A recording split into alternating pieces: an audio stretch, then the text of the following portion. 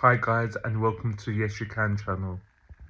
In this video tutorial I will show you how to enter advanced BIOS settings for any Minisforum PC. So to get started, what you need to do is power on your mini PC and immediately press Alt and F5 key both together to enter BIOS. So Alt and F5 key.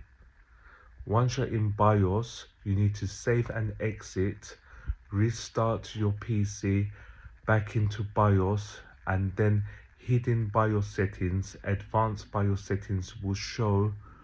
There will be a separate tab and it will show, and that would be it. I hope this video has helped you. Please like and subscribe to the channel, and please check out my other contents. Thank you for watching.